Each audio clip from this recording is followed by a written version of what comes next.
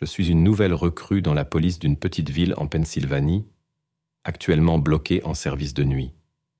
Je fais des patrouilles normales, conduisant, contrôlant la circulation, répondant aux disputes domestiques habituelles et aux autres appels merveilleux que la répartition m'envoie. Mais depuis le week-end dernier, chaque nuit, je suis appelé à la même maison. Au début, je pensais que c'était mes collègues qui me faisaient des farces, car je suis le bleu. J'ai 2 ans de service, mais dans une petite ville comme celle-ci, je travaille avec des gars qui ont l'âge de mon père. J'ai omis certains noms et adresses pour des raisons évidentes. Quoi qu'il en soit, voici ce qui s'est passé.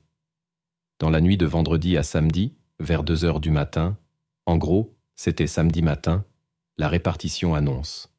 Répartition à 10h34. 10h34, allez-y. Nous avons reçu un appel au 911 qui a été raccroché depuis une ligne fixe. La trace revient à Patch Lane. Pouvez-vous vérifier? 10-4.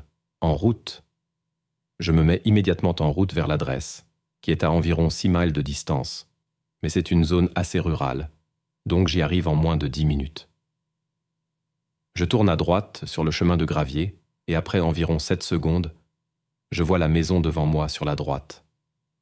Aucune lumière n'est allumée à l'intérieur. Je gare ma voiture de patrouille sur le chemin de gravier, phares éteints, pour ne pas m'annoncer au SA où une véritable urgence se déroulerait à l'intérieur. On nous apprend à ne pas arriver devant une maison avec les lumières allumées, au SA où le sujet déciderait de tendre une embuscade à l'agent en arrivant en tirant. Je m'approche discrètement de la vieille ferme et j'inspecte le périmètre. Aucun signe de quoi que ce soit, pas de lumière, pas de bruit, pas même une voiture garée. Je commence à penser que la répartition a peut-être donné la mauvaise adresse. 10-34 à la répartition. Répartition, allez-y. Je suis à Patch Lane. Pouvez-vous confirmer que c'est la bonne adresse? Restez en ligne. 10-34, oui, c'est la bonne adresse. Avez-vous besoin de renfort? Négatif, il semble que personne ne soit à la maison, mais je vous tiendrai au courant. À ce moment-là, je frappe à la porte d'entrée et m'annonce. Agent Berkeley, département de police. Pas de réponse. Toutes les fenêtres étaient fermées et j'essaye doucement la poignée de la porte d'entrée. 10-34 à la répartition. Répartition, allez-y. On dirait que la maison est abandonnée. Je pense que l'appel au 911 est dû à un problème de ligne. 10-4. À ce stade, il est environ 2h30 et j'ai besoin d'un café, car il me reste encore 3h30 de service. Je me dirige vers la station-service locale ouverte 24 heures sur 24 et trouve 2 de mes collègues très occupés en train de se ravitailler en caféine. Big Air me demande si je me suis bien amusé à répondre à l'appel de la vieille maison du docteur. Clairement, je devais avoir un air idiot sur le visage montrant la confusion que je ressentais, car il dit ensuite « Tu ne sais pas, hein ?» Il continue. La vieille ferme appartenait au Dr. Wounds. C'est le type dont tu as sûrement entendu parler, qui pratiquait des avortements bâclés et toutes sortes de procédures inhumaines dans les années 1800. C'était le gars que tous les riches allaient voir quand leur jeune fille tombait enceinte ou quand ils avaient un enfant handicapé qu'ils ne voulaient pas garder. Il a construit cette maison lui-même et a même nommé la route Patch Lane comme une blague sur toutes les réparations qu'il devait faire sur les gens. En riant de la vieille histoire, les gars essaient de me faire peur, mais je ne vais pas me laisser impressionner. Je termine mon service et je vais dormir. Samedi soir, je retourne au travail, à peu près à la même heure, peut-être un peu plus tard, vers 2h30. Je reçois un appel, répartition à 10-34. 10-34, allez-y. Nous avons de nouveau reçu un appel au 911 raccroché, provenant du même numéro que la nuit dernière. Cette fois, l'appel est resté en ligne, on pouvait entendre quelqu'un parler, mais on ne pouvait rien comprendre. Pouvez-vous vérifier à nouveau? Pouvez-vous confirmer l'adresse? Oui, c'est bien Patch Lane. Maintenant, je suis presque sûr que les gars ont monté un coup avec la répartition pour faire une blague. Mais bon, je dois quand même répondre. Mieux vaut être prudent que désolé. Je conduis donc sur la route, tourne sur le chemin de gravier, gare ma voiture de patrouille à l'écart de la maison et vérifie à nouveau le périmètre. Toujours aucun signe de vie à l'intérieur. Je frappe à la porte et m'annonce. Agent Berkeley, département de police. Je m'apprête à partir, je vais vérifier la poignée de la porte par pure habitude, et bien sûr, la porte s'ouvre. J'ai été surpris que la porte s'ouvre, ma main droite est allée vers mon arme du côté droit. Je m'annonce à nouveau. Agent Berkeley, département de police. Venez à la porte d'entrée où je vais entrer. Avant d'entrer dans une maison, pour des raisons de sécurité des agents, nous passons toujours par la radio. 10-34 à la répartition. Répartition, allez-y. Il semble que personne ne soit à la maison, mais la porte d'entrée était déverrouillée. Je vais entrer et vérifier la maison. Elle semble abandonnée. Est-ce que des renforts sont disponibles? 10-34, toutes les unités sont encore sur l'accident d'UI. Voulez-vous en détacher une? Négatif, je vous tiendrai informé. J'ai décidé que je n'avais pas besoin de renfort et j'ai pénétré dans la maison, arme à la main. J'ai procédé à travers le premier étage, esquivant les toiles d'araignée et enjambant les insectes morts et les petits animaux. J'ai continué à l'étage, à travers les chambres et les placards, partout où une personne pourrait se cacher. Puis je suis descendu au sous-sol, qui est assez petit mais divisé en plusieurs petites pièces. Une pièce a une porte en métal avec un cadenas, qui est complètement rouillé, couvert de toiles d'araignée, et même une grande araignée noire gardait le cadenas, y ayant établi son domicile. Clairement, ce cadenas n'avait pas été ouvert depuis des années, voire des décennies. Je ne m'en suis pas préoccupé, car il était impossible que quelqu'un d'autre soit là-dedans, et vu l'état rouillé de ce vieux cadenas, même la serrure semblait corrodée et remplie de rouille et de saleté. Je suis finalement sorti et j'ai informé la répartition qu'il n'y avait rien à signaler. J'ai pris une tasse de café chaud vers 4 heures du matin et rattrapé l'un des gars de l'accident d'UI. Je lui ai demandé à quoi ressemblait la scène et il m'a dit que j'avais de la chance de ne pas avoir été coincé sur cette scène. Il m'a ensuite demandé à propos de la maison de Patch Lane et je lui ai dit que c'était assez flippant, mais que je l'avais vérifié et qu'il devait y avoir un problème de ligne quelque part. Je me sentais à l'aise de lui dire que c'était flippant, car je connaissais ce gars depuis que mon père était encore en service, et il me traite comme sa fille. Il m'a dit qu'il avait reçu des appels coupés tout le temps à partir de là dans les années 90, mais qu'il y avait en fait une famille qui y vivait à l'époque. Chaque fois qu'il était envoyé là-bas, il le laissait fouiller toute la maison, mais il n'y avait jamais de problème. Juste une mère célibataire et ses 2 enfants qui voulaient qu'on les laisse tranquilles. Je lui ai demandé ce qui était arrivé à cette famille, et il a dit que rien de suspect ne s'était produit. Ils ont déménagé après peut-être 10 mois, certainement moins d'1 an. Quelques familles ont emménagé et déménagé, louant la maison, mais depuis la fin des années 90, personne n'y a emménagé. Je lui ai demandé s'il se souvenait d'une pièce verrouillée au sous-sol. Honnêtement, pas vraiment. Il leva les sourcils et dit « Tu sais quoi? Je ne m'en souvenais pas avant que tu ne poses la question, mais oui. La seule raison pour laquelle je m'en souviens, c'est que la fille sympa qui vivait là avec ses enfants n'avait pas de clé et ne pouvait pas entrer dans la pièce.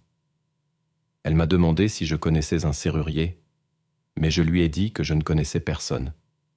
Car chaque fois que la police doit entrer quelque part, elle casse simplement le cadenas. Elle a ri, et je me souviens qu'elle était une très belle femme. Nous avons haussé les épaules, trouvant cela étrange, mais nous avons continué notre service avec une autre arrestation pour conduite en état d'ivresse et un appel pour violence domestique d'un gars dont la femme avait trop bu et avait décidé que c'était le bon moment pour lui faire face à propos de son infidélité d'il y a 3 ans. Avance rapide à dimanche soir, je suis de retour au travail. Et cette fois, l'appel arrive juste à 3 heures du matin. Répartition à 10-34. 10-34, allez-y. Nous avons encore un appel au 911 de Patch Lane. Pouvez-vous y aller? Étant en train de manger mon déjeuner, j'ai décidé de ne même pas y aller. Oui, répartition. J'ai fouillé cette maison la nuit dernière. Je n'ai même pas vu de téléphone fixe dans cette maison. J'étais énervé de ne pas pouvoir finir de manger, mais j'ai fait mon travail et j'ai conduit jusqu'au chemin de gravier. Cette fois, la porte d'entrée était grande ouverte, et je sais que je l'ai fermée la nuit précédente. À ce stade, j'ai commencé à penser qu'une personne sans abri était à l'intérieur, ce qui est toujours une intrusion. J'appelle donc la répartition. La porte est ouverte, je vais vérifier. Je pénètre dans la maison, et cette fois, je vois quelqu'un courir au coin. Mon arme est dégainée, car je n'ai aucune idée de ce à quoi m'attendre ici, et je m'annonce tout en courant après eux. Quand je tourne au coin, il n'y a que la cuisine et la porte menant au sous-sol. Il n'y a aucune issue. Je descends au sous-sol, mais il n'y a personne. Personne. Je retourne à la radio et demande des renforts, mais il n'y a pas de réponse. Je termine de fouiller la maison, mais je ne trouve toujours pas la personne. Je retourne à mon véhicule et utilise la radio du véhicule. Je suis à bout de souffle à Seyeux-Stade. 10:34 à la répartition. Répartition. Allez-y. Avez-vous entendu mes appels pour des renforts? Négatif. 10:34. Avez-vous besoin d'une unité? Non. Vous pouvez l'ignorer. J'ai eu un sujet sur les lieux, mais il est parti. Je retourne au poste. Évidemment, tout le monde me demande ce qui s'est passé, et tout ce que je peux dire, c'est qu'ils ont dû s'enfuir quand ils m'ont vu. Je n'ai dit à personne que la direction dans laquelle ils ont couru ne leur laissait absolument aucune chance de s'enfuir dehors. Je commence à me demander si je deviens fou. J'ai mes soirées de congé les mardis et mercredis, je suis le bleu, donc à Seyeux-Stade. Il ne me reste plus qu'une nuit avant de pouvoir me reposer. Le service de nuit du lundi m'a laissé sans voix. Pendant le briefing, tout le monde plaisante sur le moment où je retournerai à Patch Lane. Je leur dis qu'ils peuvent recevoir l'appel. J'en ai fini. À 3h du matin, la répartition appelle 10:45. 10:45 est mon bon ami qui était dans la maison dans les années 90. 10:45, allez-y. Nous avons un appel au 911 pour Patch Lane. Le sergent a donné son accord pour simplement faire un passage et s'assurer que personne n'est là. 10:45 en route. Pas même 30 secondes plus tard, mon téléphone portable bip. J'ai un message qui me demande de le rejoindre là-bas. Le salaud, bien sûr. Je ne vais pas dire non, alors j'y vais. 10:34 à la répartition, ajoutez-moi à l'appel de 10:45. 10:04. Nous arrivons en même temps. Cette fois, la porte d'entrée est grande ouverte. Super. Nous fouillons ensemble le premier étage, puis l'étage supérieur et nous descendons ensemble au sous-sol. Rien. Puis nous tournons le coin et je vois qu'il n'y a plus de cadenas sur la porte en métal. Nous nous regardons et il dit « Je pensais que tu avais dit que c'était verrouillé. » Je réponds « Ça l'était. » Il ouvre la porte lentement et nous sommes frappés par l'odeur la plus horrible. Une odeur que je connais bien, celle de la mort. Nous trouvons le cadavre d'une jeune femme, gonflé et frais. Le corps commence naturellement à se gonfler environ 2 à 4 jours après la mort et retient des gaz, ce qui provoque l'odeur. Nous avons appelé des renforts et le médecin légiste est arrivé sur les lieux. Ils ont traité la scène et commencé à emporter le corps. Je leur ai demandé depuis combien de temps le corps était là. Ils sont les experts, pas moi, et le médecin légiste a dit entre 3 ou 4 jours, basé sur la rigidité cadavérique et quelques autres termes médicaux que je ne saurais même pas épeler. J'ai dit que ce n'était pas possible, parce que j'étais là un jour plus tôt, et il n'y avait aucun moyen que ce corps ait été là depuis aussi longtemps. Le cadenas était corrodé, rouillé et couvert de toiles d'araignée. Personne n'y avait touché depuis des années. Le médecin légiste a répondu « Agent Berkeley, ce n'est pas notre travail d'expliquer cela. Nous vous disons seulement que ce corps est resté dans cette position exacte dans cette pièce pendant 3 à 4 jours.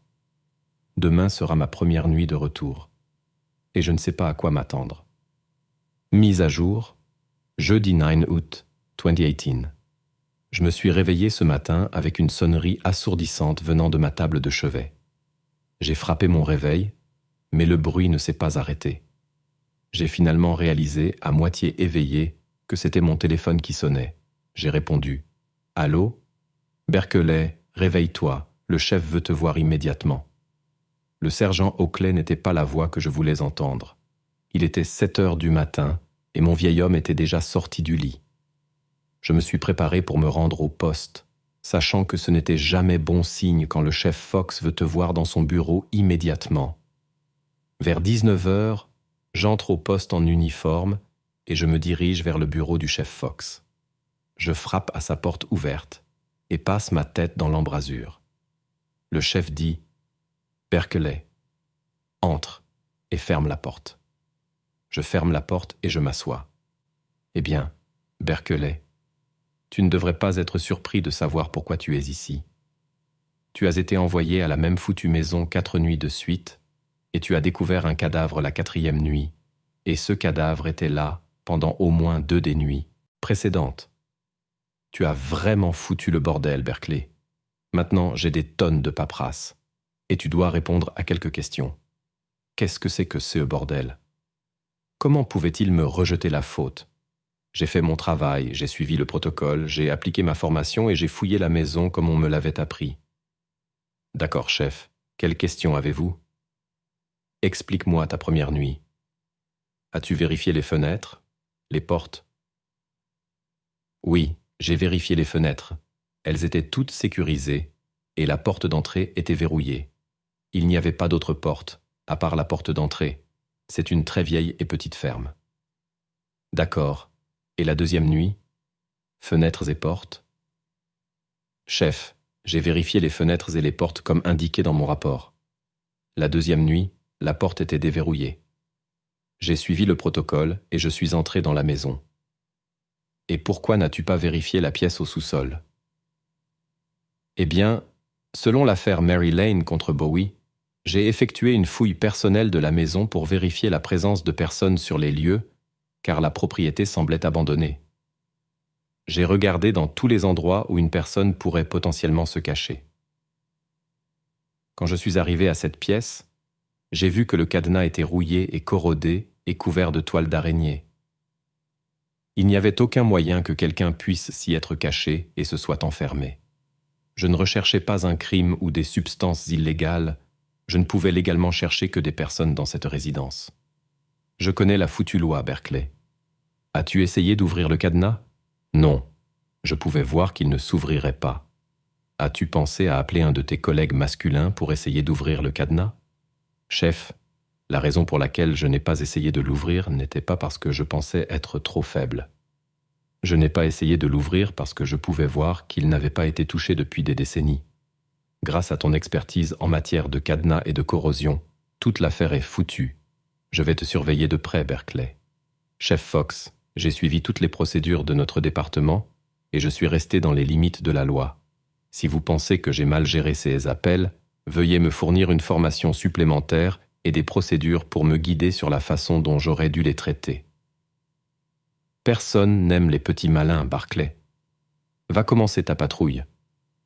Tu as beaucoup de suivi à faire pour cette affaire et tu ne peux pas faire cette merde la nuit. Quel con. Je savais depuis le jour où le conseil municipal m'a embauché qu'il me détestait. Et comme je l'ai dit, c'est une petite ville. Donc le chef fait généralement ce que le conseil municipal lui dit de faire. Heureusement pour moi, le conseil municipal était désireux d'embaucher une autre femme officier, mais je ne pense pas que Fox ait été d'accord avec leur idée. Je suis habitué au sexisme dans ces petites villes, mais je le supporte, car la plupart de mes collègues en patrouille ne partagent pas les critiques du chef. J'ai décidé de suivre le bureau du médecin légiste pour voir quelles informations ils avaient tirées de l'autopsie et de la scène du crime, car nous ne semblons pas avoir une copie de leur rapport à notre poste.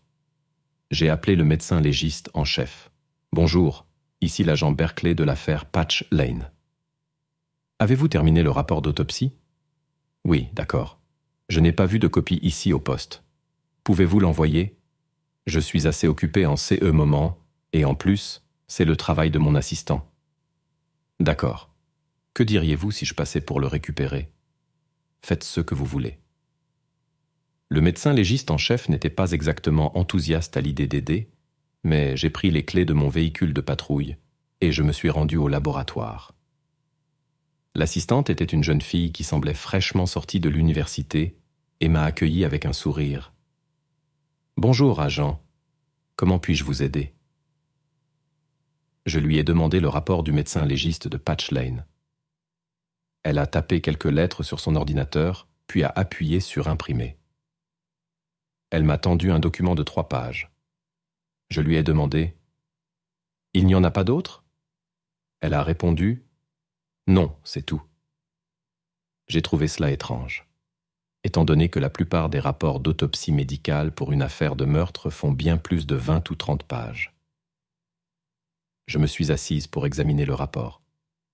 Et je suppose que ma confusion et ma colère se voyaient sur mon visage, car la réceptionniste a demandé s'il y avait un problème.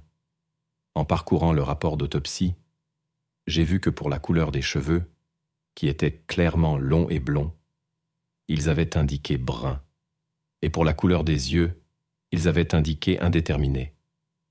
J'aurais aimé que ce soit la fin de ce cauchemar, mais l'ensemble du rapport semblait soit incorrect, soit simplement incomplet. La manière de la mort était indiquée comme homicide, mais la cause de la mort était indéterminée. Qu'est-ce que c'est que ce bordel ?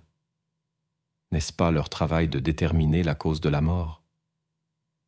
Je me suis dirigé vers le bureau du médecin légiste en chef et j'ai frappé 2 fois avant d'entrer. Est-ce seulement un rapport préliminaire pour l'incident de Patch Lane ? J'ai levé le document de 3 pages pour lui montrer. Un rapport préliminaire est un rapport de base que les flics remplissent avant la fin de leur service. Et le lendemain, avec un regard neuf, ils remplissent les lacunes. Cependant, pour une affaire de meurtre, et étant donné que cela faisait maintenant plus de 48 heures, je ne comprenais pas pourquoi ils n'avaient qu'un rapport préliminaire.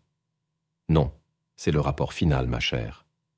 Je déteste quand un vieux type me traite de ma chère. Pourquoi n'y a-t-il pas de cause de décès indiquée ? Et pourquoi la moitié des détails sont-ils répertoriés comme indéterminés ? Si vous pensez que vous pouvez faire mieux, allez-y. J'ai demandé à voir le corps pour m'assurer que je n'étais pas en train de m'inventer des choses. À ma grande surprise, il a accepté et m'a emmené au congélateur. C'est une petite ville, donc la morgue n'avait que 5 corps dans le congélateur. J'ai trouvé Jane Doe de Patch Lane et j'ai ouvert le sac. Immédiatement, j'ai remarqué ses cheveux blonds. Je savais que je n'étais pas folle. J'ai enfilé des gants en latex et commencé à fouiller dans ses poches pour trouver une identification, car apparemment, le bureau du médecin légiste avait décidé qu'il était indéterminé si elle avait des objets dans 16 poches. J'ai trouvé un reçu d'une station-service pour 10 gallons d'essence à $1 et 12 cents le gallon. J'étais vraiment jalouse de cette femme morte, me demandant où elle avait trouvé de l'essence aussi bon marché. Puis j'ai regardé en haut du reçu et j'ai vu la date, 20 octobre 1998. Pourquoi diable garderait-elle un reçu aussi vieux ? J'ai retourné le reçu et j'ai vu qu'il y avait une sorte d'écriture au crayon. Mais je n'arrivais pas à la lire. J'ai mis le reçu dans un sac et décidé de l'envoyer au laboratoire d'État de Pennsylvanie pour qu'il fasse d'autres tests et voie s'il pouvait déchiffrer ce qui était écrit. Plus je la regardais, plus je remarquais qu'elle portait un jean délavé avec un sweatshirt multicolore, comme ceux que ma mère me faisait porter quand j'étais plus jeune. J'ai quitté le congélateur, car je ne sentais plus le bout de mes doigts, et j'ai demandé au médecin légiste en chef s'il avait des copies de leurs tentatives pour identifier le corps, c'est-à-dire les moulages dentaires, les empreintes digitales, les tests ADN, etc. Il m'a tendu une pile de papier et m'a dit « Bonne chance ». J'ai demandé « Pourquoi n'y a-t-il que 6 empreintes digitales ? Pourquoi ne les ont-ils pas toutes prises comme d'habitude ?» Il a répondu « Pourquoi n'as-tu pas vérifié le cadenas sur la porte quand tu étais là il y a 3 jours ? Je ne te dis pas comment faire ton boulot, alors pourquoi diable veux-tu me dire comment faire le mien ? Putain, il est habituellement plus minutieux que ça. » Je n'ai aucune idée de pourquoi j'ai l'impression d'être la seule à essayer de résoudre cette affaire. J'ai pris les 10 empreintes digitales de notre Jane Doe et les ai passés dans mon AFIS mobile, système d'identification automatisé des empreintes digitales. À ma grande surprise, j'ai obtenu un résultat, alors j'ai cliqué pour en savoir plus. Mon écran affichait Michel Klein, date de naissance, 5 juillet 1972, date de décès, 20 octobre 1998. Qu'est-ce que c'est que CE bordel? Mise à jour, lundi, 13 août 2018. Je me suis réveillé vendredi soir, groggy, avec un mal de tête martelant. Je commence à penser que la bouteille de vin que j'ai finie jeudi soir n'était pas une si bonne idée. C'est le truc avec les flics. Quand on tombe sur des scènes horribles qu'on ne peut pas rationaliser ou expliquer, qu'il s'agisse de meurtres, d'enfants maltraités, de maris violents ou de la découverte d'un corps vieux de 20 ans, on se tourne vers l'alcool. Moi, personnellement, je me tourne vers un bon merlot. Je ne pouvais pas m'empêcher de me demander comment ce corps pouvait être mort il y a 20 ans. Il était frais, je pouvais encore le sentir. Ça n'avait absolument aucun sens. J'ai attrapé mes clés de la main gauche tout en passant mes doigts droits entre ma ceinture de service et ma ceinture d'uniforme pour attacher mon dernier porte-ceinture avant de sortir en courant pour arriver à l'heure au briefing. En conduisant vers le poste, tout ce à quoi je pouvais penser, c'était qu'il était impossible que mon AFIS mobile ait raison. J'ai décidé qu'une fois le briefing terminé, je prendrais un autre appareil AFIS à l'arrière, dans ce que nous appelons la cage, le nom peu créatif que nous donnons à la pièce où nous gardons tous nos outils et armes. Et je scannerai à nouveau les empreintes de Jane Doe. Dès que le briefing fut terminé, je me suis précipité à l'étage, j'ai pris les empreintes de Jane Doe dans le dossier de l'affaire, puis l'un des appareils AFIS les plus récents, et j'ai scanné les empreintes de Jane Doe. Il fonctionnait lentement, mais il semblait réfléchir. L'écran affichait « Traitement en cours, traitement en cours, traitement en cours ». Puis, après CE qui semblait être une éternité, en réalité, peut-être 3 minutes, j'ai reçu le message. Le système a expiré, tentative échouée. Bizarre, ça ne m'était jamais arrivé avant. J'ai décidé d'essayer à nouveau. Cette fois, je pouvais réellement sentir mon cœur commencer à battre plus fort et plus fort en attendant les résultats. Traitement en cours, traitement en cours. Aucune correspondance trouvée. Qu'est-ce que c'est que CE bordel? C'est la réponse à laquelle je suis habitué lorsque je scanne les empreintes d'un suspect qui n'a jamais été arrêté auparavant. Je n'avais parlé à personne de mes précédents résultats avec Michel Klein, parce que ça n'avait aucun sens pour moi. J'avais peur que quelque chose comme ça se produise, et que je passe pour la folle. Avant que je ne puisse sauter sur un des ordinateurs pour commencer à faire des recherches, j'ai entendu la sirène d'alerte. La sirène est un son fort et aigu qui attire l'attention de tous les flics. J'ai couru vers ma voiture de patrouille, enclenché la sirène et me suis précipité sur les lieux. Nous avons circulé dans la zone pendant plus d'1 heure sans résultat. Finalement, la répartition est revenue à la radio. Répartition à toutes les unités. L'hôpital vient de recevoir un patient avec une blessure par balle. Les agents sont priés de se rendre sur place. Le sergent Oakley, qui a gentiment offert son aide à la nouvelle recrue, a proposé son assistance. Et c'est ainsi que j'ai passé le reste de mon service à l'hôpital, attendant que la victime sorte de la salle d'opération pour l'interroger. J'ai passé toute la nuit de vendredi à penser à notre affaire de Jane Doe et à essayer de trouver des réponses, mais plus je réfléchissais à l'affaire, plus j'avais de questions. Quand je suis retourné au travail samedi, j'ai décidé que je voulais retourner à Patch Lane pour essayer de trouver des réponses à mes questions sans réponse. Après tout ce qui s'était passé, j'ai réalisé qu'il serait préférable de ne pas y aller seul. J'ai envoyé un texto à mon ami Tim. Son numéro de badge est 1045, celui qui était venu la dernière fois avec moi. Et je lui ai demandé s'il voulait bien retourner à Patch Lane avec moi en toute discrétion. Il a accepté, et nous avons tous les deux informé la répartition que nous faisions une patrouille à pied autour du parc. C'est une zone où nous avons souvent des problèmes la nuit avec des jeunes qui boivent et fument en cachette. J'ai arrêté ma voiture de patrouille et coupé le moteur. Tim est sorti lentement de la voiture, en grommelant à propos de son mal de dos. « Berkeley, qu'est-ce qu'on cherche ici exactement ?»« N'importe quoi, Tim. Je ne pense pas que le bureau du médecin légiste ait bien traité la scène, vu comment ils ont géré le corps. »« Qu'est-ce que tu veux dire par là ?» demanda Tim. Je ne lui avais rien dit de ma petite visite au bureau du médecin légiste. Rien en particulier. Commençons par faire un tour complet du périmètre. Je n'étais pas vraiment sûr de ce que j'attendais en fouillant le périmètre de la maison. Il y avait encore du ruban de police devant la porte et un autocollant rouge vif sur le joint de la porte indiquant « Entrée interdite ». Je me suis penché pour vérifier la poignée de la porte et m'assurer qu'elle était verrouillée. En me penchant, j'ai entendu un cri perçant juste derrière moi. J'ai sursauté, je me suis retourné et j'ai dirigé ma lampe torche droit devant. Il n'y avait personne. Puis j'ai entendu un miaulement beaucoup plus doux et plus bas au niveau du sol. J'ai dirigé ma lampe vers le bas, et là, devant moi, se tenait un chat noir d'Halloween. « Bon sang, chat, pourquoi tu me cries dessus ?» Après avoir attiré mon attention, elle est venue vers moi et s'est enroulée autour de ma jambe en ronronnant. J'ai vérifié le reste des fenêtres et me suis dirigé vers l'arrière de la maison, là où se trouvait Tim.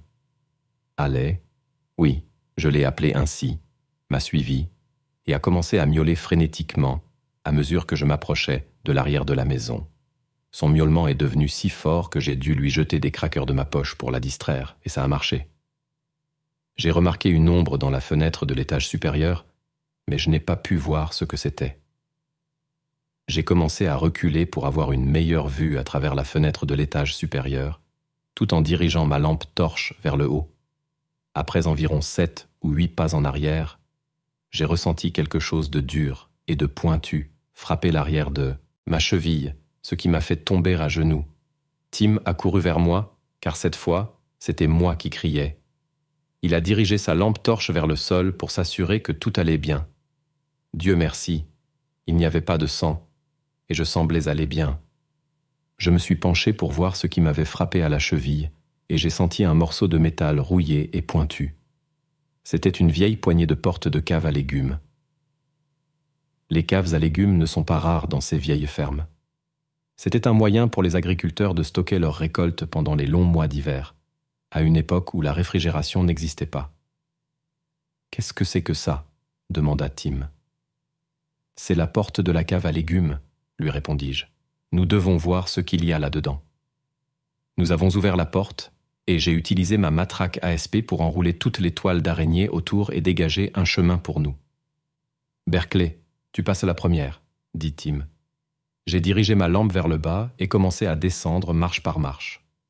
Je suis allé lentement pour ne pas tomber à travers l'une de ces vieilles marches en bois. Nous avons marché dans ces qui ne pouvaient être décrits que comme un tunnel pendant environ 10 secondes avant d'atteindre un petit escalier. Il y avait environ 4 marches qui menaient à une plus petite trappe, presque comme une porte de grenier, qu'il fallait traverser sans échelle. J'ai ouvert la trappe et passé la tête à travers, en dirigeant ma lampe torche autour de moi. Il y avait un grand tapis sur l'ouverture de la trappe. Tim m'a aidé à le pousser de côté. Une fois que nous avons enfin pu voir dans la pièce, je l'ai reconnu. C'était la pièce où nous avions trouvé Jane Doe. Tim m'a attrapé par le bras et m'a convaincu de partir, car cette maison était toujours une scène de crime active, et nous ne pouvions pas simplement nous promener à l'intérieur. Nous avions finalement compris comment le corps était entré dans cette pièce. Je savais que je n'étais pas folle.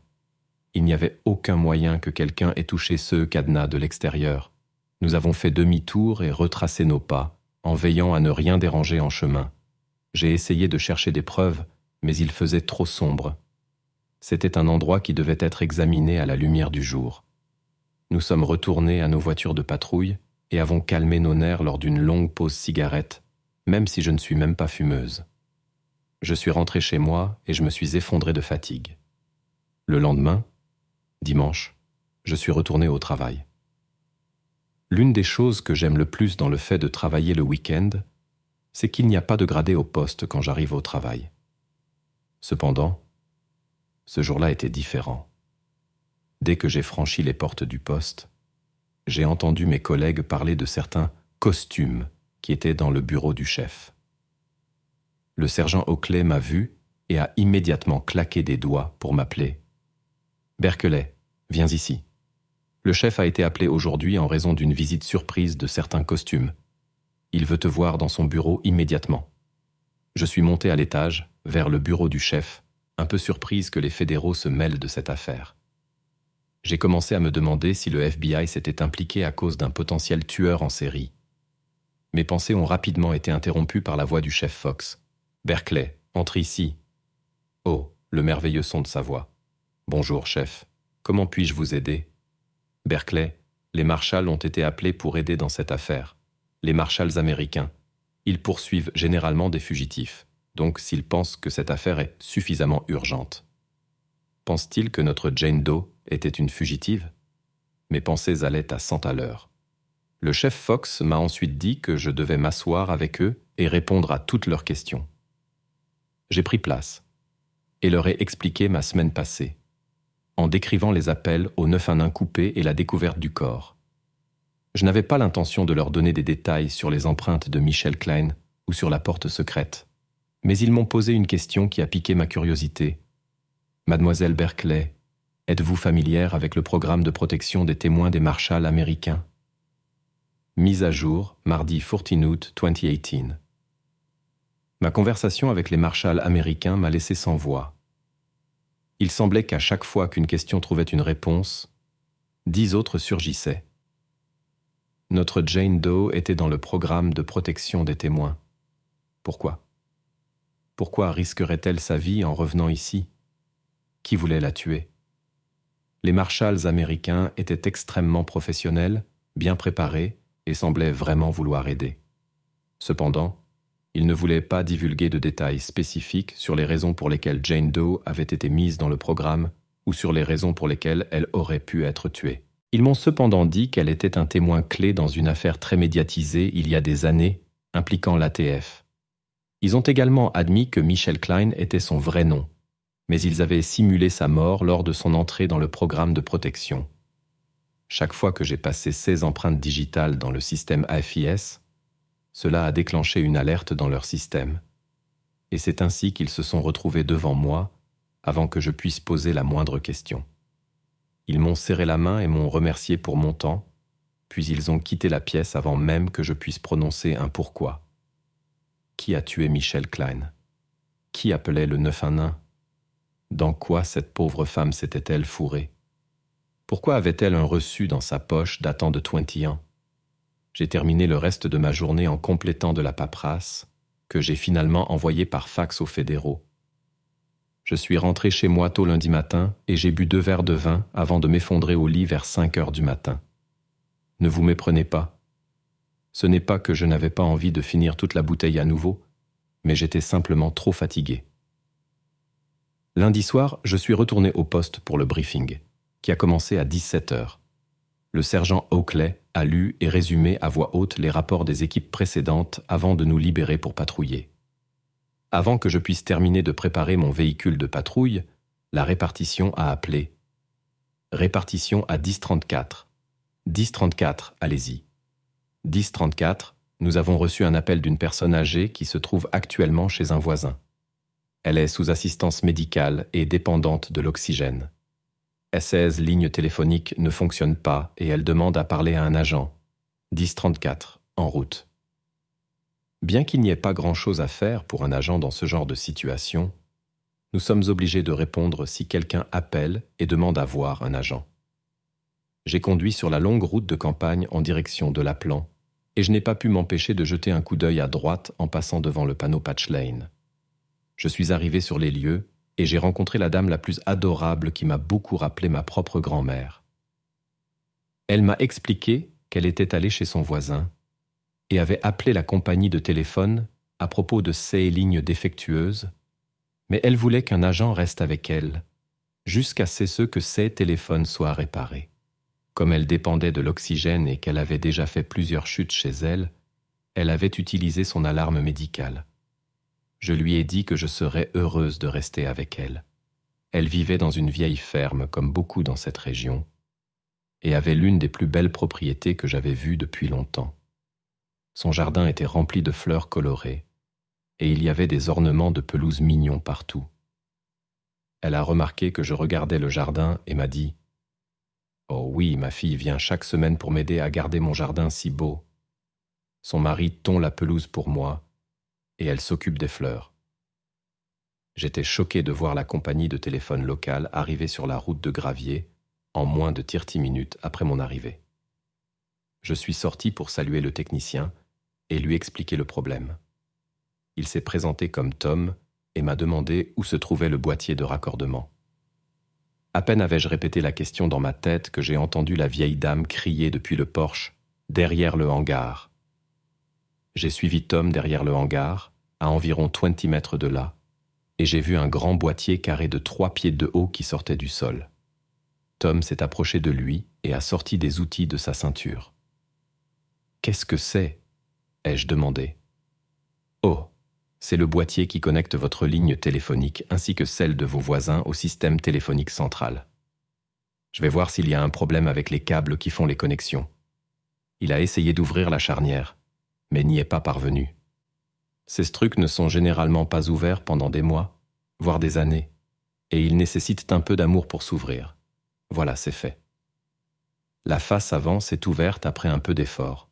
J'ai vu plusieurs câbles et des étiquettes à côté des câbles, avec une série de numéros. « Pouvez-vous m'expliquer ce qui se passe ici ?» ai-je demandé. « Eh bien, ces boîtiers ont été installés bien avant votre temps. Ils devaient les installer lorsque les lignes terrestres sont devenues une réalité. Voyez-vous ces câbles et les numéros à côté? Ils indiquent à quelle adresse chaque câble est associé. J'ai remarqué un câble lâche qui pendait en bas, sans étiquette, et celui-ci semblait avoir un connecteur femelle à son extrémité. J'ai demandé « Et à quoi sert ce câble ?» Eh bien, c'est pour que nous puissions brancher nos téléphones et passer des appels pour tester les lignes. Attendez, vous pouvez porter un téléphone dans votre poche, le brancher et passer un appel ? À partir du boîtier, Tom a ri et a expliqué. Eh bien, ce n'est pas exactement aussi simple que ça.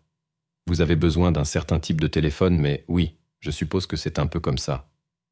Quel numéro de téléphone s'afficherait lorsqu'on appelle quelqu'un à partir du boîtier ? Le numéro de téléphone du voisin dont la ligne a été sélectionnée, a-t-il répondu, en montrant les étiquettes et les interrupteurs. C'est alors que j'ai eu un éclair de génie. Et si mes appels au 911 raccrochés de Patch Lane avaient été passés à partir de l'un de CS boîtiers? Si la maison n'a pas d'électricité, pas de téléphone, est-ce que cela pourrait encore apparaître comme l'origine de l'appel? Tom a réfléchi un moment et a répondu « Je suppose que oui. C'est possible, tant que la ligne téléphonique n'a pas été réaffectée à une autre personne. » Tom a terminé son travail et a remis les téléphones en état de marche. J'ai quitté les lieux en moins d'1 heure. Il faisait encore jour, alors j'ai décidé de retourner à Patch Lane pour voir si je pouvais trouver l'un de CS boîtiers téléphoniques à la lumière du jour. Je suis arrivé sur place et j'ai commencé à explorer la propriété. Après environ 20 minutes, je l'ai trouvé. Je me suis penché et j'ai glissé mes doigts dans le panneau avant et j'ai tiré pour ouvrir la porte avec facilité. Rien à voir avec le boîtier que Tom avait ouvert. Quelqu'un avait ouvert ce boîtier récemment. Mais qui ? Alors que je retournais à ma voiture de patrouille, j'ai entendu des cris. Putain, Haley ! Je me suis retourné et j'ai vu Haley assise sur le porche. Cette fois, elle semblait souffrir, mais elle tenait sa patte avant en l'air et la léchait sans arrêt, tout en criant de douleur. Je me suis approché d'elle et j'ai vu que sa patte était extrêmement enflée. J'adore les animaux, alors j'ai décidé de l'envelopper dans une vieille chemise d'uniforme que j'avais dans ma voiture et de la placer dans mon véhicule de patrouille. J'ai sorti mon téléphone de la poche de ma veste et j'ai cherché des vétérinaires locaux sur Google. J'ai été assez surprise de voir que le vétérinaire de ma famille était toujours ouvert et en activité. Nous avions un labrador noir que je jurais être le chien le plus intelligent du monde. Le cabinet du docteur Domaillé était juste en bas de la rue et ouvert jusqu'à 20 heures, comme je l'ai lu sur ma montre. Il était déjà 19h40. Alors je me suis précipité sur la route pour me rendre à la clinique. Le docteur Domeyer nous a immédiatement pris en charge et a commencé à examiner la patte de Hayley. Je n'arrivais pas à croire que cet homme était encore en vie, et encore moins qu'il travaillait encore. Je me souvenais qu'il était déjà vieux quand j'étais enfant. Il devait maintenant être dans les 80 ans. Mon père emmenait toujours notre chien chez lui. Je me souviens qu'il appelait le docteur Domeyer le maire, car il connaissait tout le monde en ville et tout sur eux. Aussi peu que mon chien aimait aller chez le vétérinaire, je suis sûr que mon père adorait y aller pour discuter avec le docteur Domeyer. « Où avez-vous trouvé ce chat, agent ?» m'a-t-il demandé. « Sur Patch Lane, dans une ferme abandonnée. Elle était assise sur le porche, en train de crier de douleur, et je ne pouvais pas la laisser là. Oui, ça fait longtemps que je n'ai pas entendu parler de Patch Lane. Êtes-vous familière avec cette maison ?» m'a-t-il demandé. Eh bien, je ne sais pas si je dirais ça. Je me souviens juste des histoires qui circulaient dans la ville à l'époque. Il s'est arrêté pour prendre des notes dans son dossier. C'était une belle ferme. Je me souviens avoir pris soin des vaches sur la vieille ferme Wentz quand les Kurdes y vivaient. Connaissiez-vous l'homme qui y vivait après le départ des Kurdes ? Oh, je ne le connaissais pas personnellement. J'ai juste entendu beaucoup d'histoires. Quelles histoires ? Eh bien, ce type était un touche-à-tout, on pourrait dire. Il s'impliquait dans presque toutes les affaires illégales auxquelles on peut penser. J'ai entendu des rumeurs selon lesquelles il avait des liens avec la mafia. Ce gars avait des cheveux blonds et des yeux bleus, mais il était soi-disant principalement italien. Expliquez-moi ça, agent. Je n'ai jamais vraiment compris, mais je suppose qu'il leur offrait quelque chose en échange. C'était un personnage très étrange. Je n'avais jamais entendu parler du propriétaire de Patch Lane jusqu'à maintenant. Où est-il maintenant ? Ai-je demandé. Eh bien, il a quitté la ville il y a plusieurs années. Je ne l'ai jamais revu. Quoi qu'il en soit, voici un peu de pénicilline que vous devrez donner à Hayley pendant les 5 prochains jours. Cela aidera à éliminer l'infection et à s'assurer qu'elle ne s'aggrave pas. Si cela empire, appelez mon bureau. Attendez, quoi ? Je dois maintenant lui donner des médicaments ? Alors maintenant j'ai un chat. Je suis plutôt une personne qui aime les chiens, mais je ne pouvais pas non plus supporter l'idée de la laisser dans un refuge local.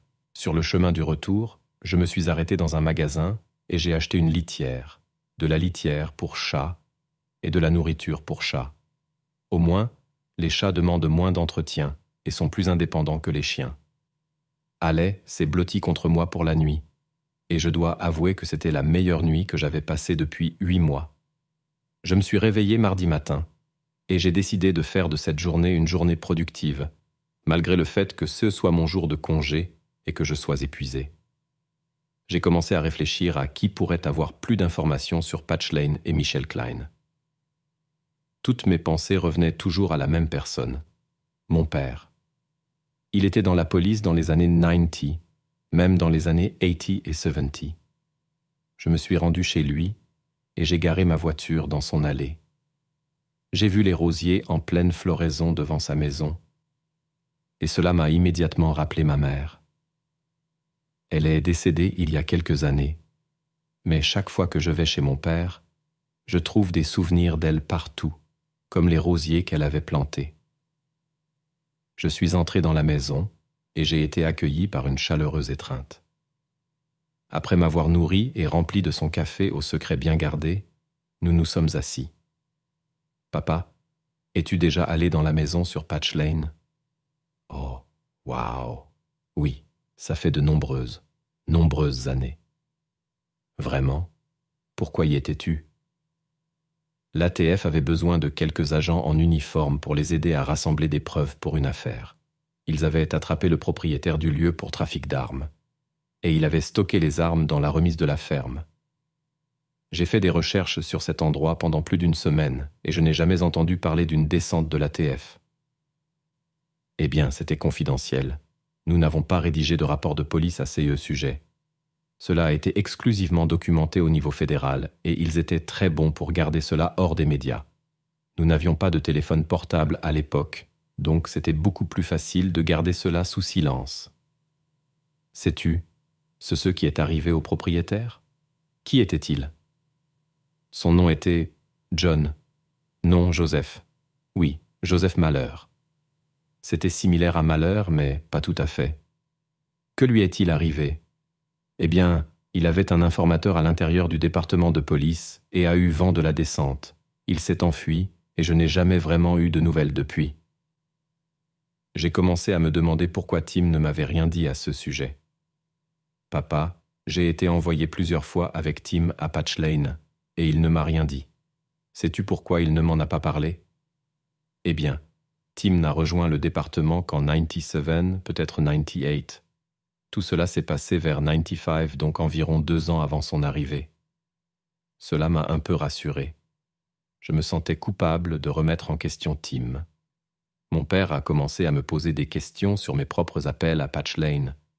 Mais je me suis précipité vers la porte et lui ai dit que je devais partir à cause de Hayley, en lui disant simplement que j'avais pris en charge un animal errant qui était encore en convalescence.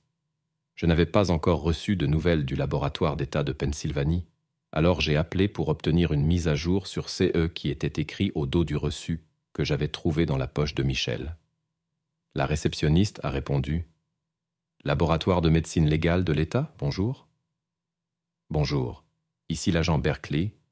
Je fais le suivi de l'affaire numéro 2018 et je voulais vérifier l'état de mes preuves. » La réceptionniste m'a transféré et un homme a répondu « Bonjour, agent Berkeley.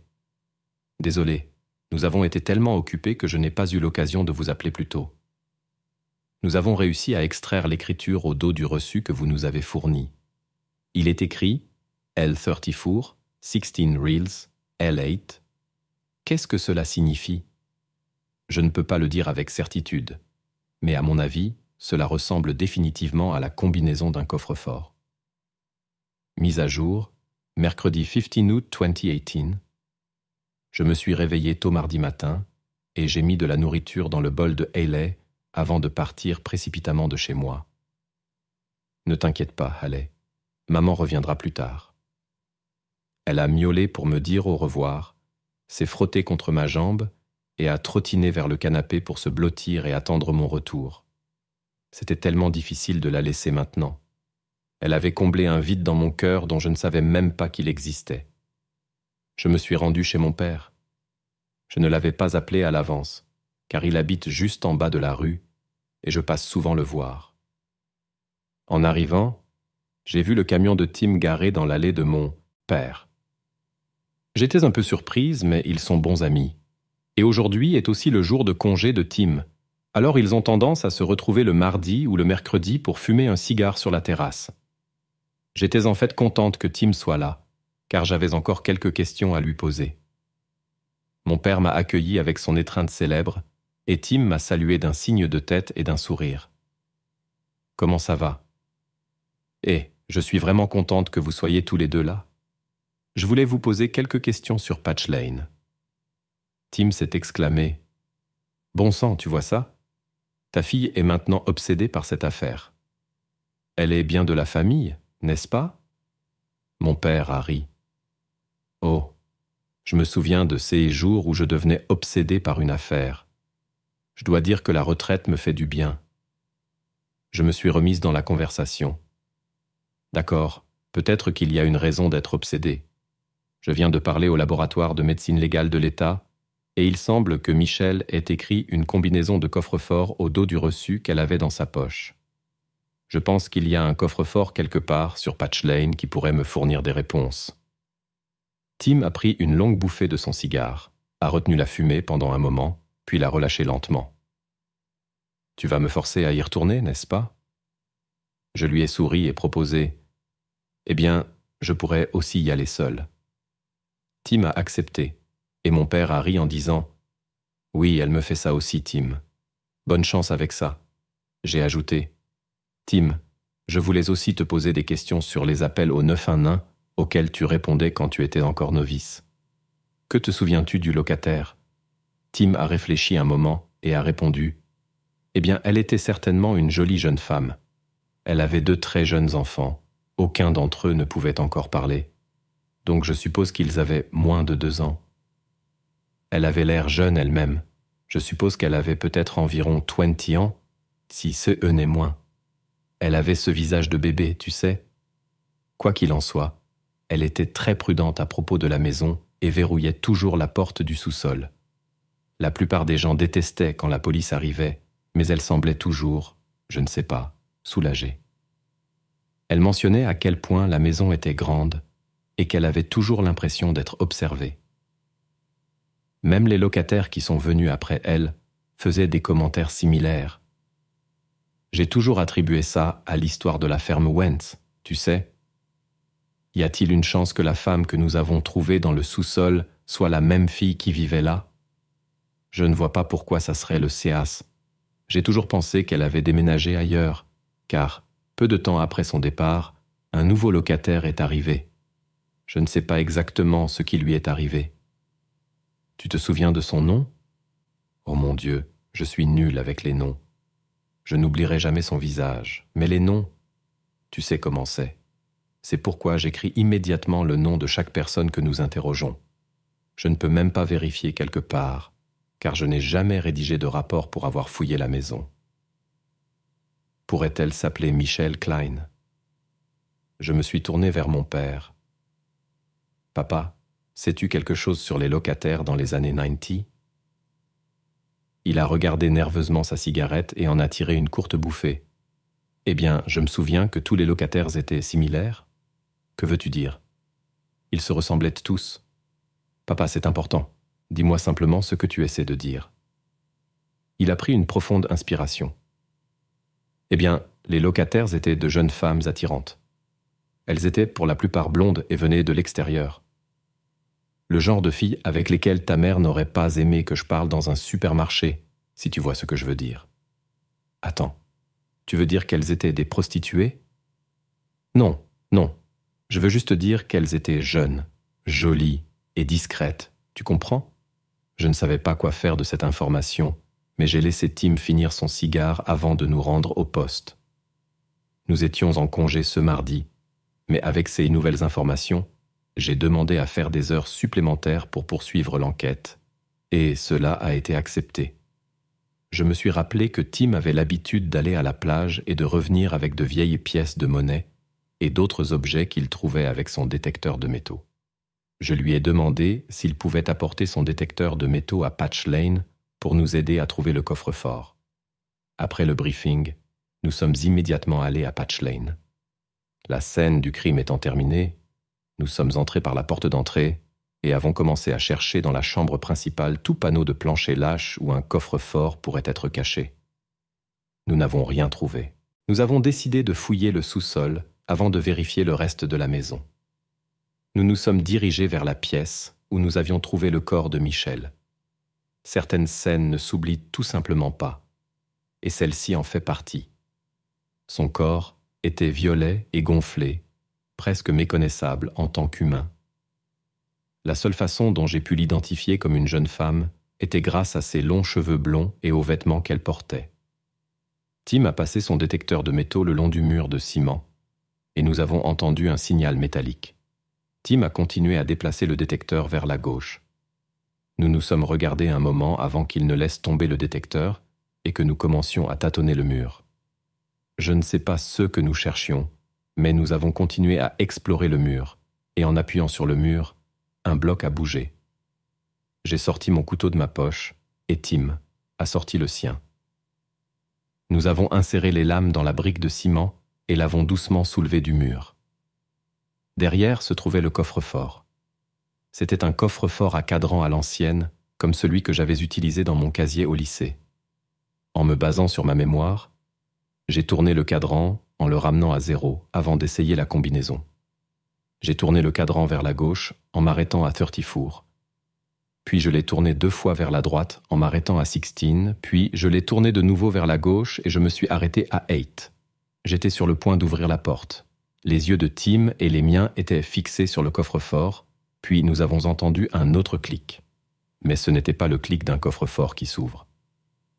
C'était le clic d'un revolver qu'on arme.